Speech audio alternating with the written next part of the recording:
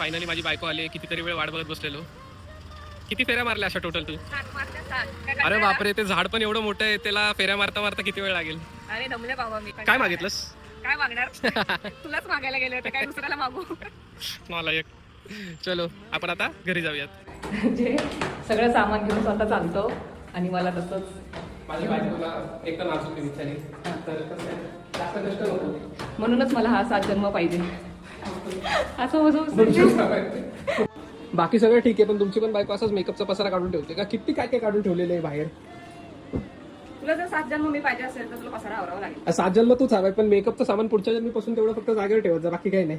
कारण की तू तशी नॅचरली गोड दिसते का बघ. राहू दे, लाडी गोडी नको लावू. शुभम, तू एवढं ते कटकट करून ठेवलंय सगळं सॉन्ग वगैरे. सगळे सॉन्ग एकदम प्रॉपर टाकलेत मी.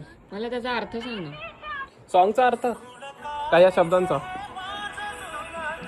शब्दांचं म्हणजे आता ह्या सांग. खुलं काळीज तुला मी दिलं माझ्या हाताने, म्हणजे मी खुलं काळीज म्हणजे माझं अख्खं काळीज तुला हात पसरून दिलं. असते काय? तुझ्या पायावर माखीन माझ्या जन्माचा गोंधळ.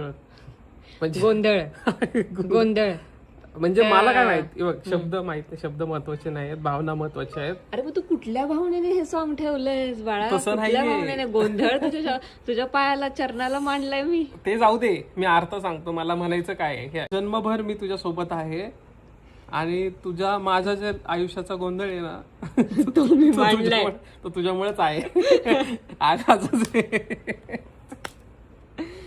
गाणं ठेवतो हा, काय गाणं तर माहित नसतं, शब्द पण कळत नाही. शांत. अरे ते नीट ऐक, ते लिरिक्स वाच मराठीचे काय. जीव रंगला गुंगला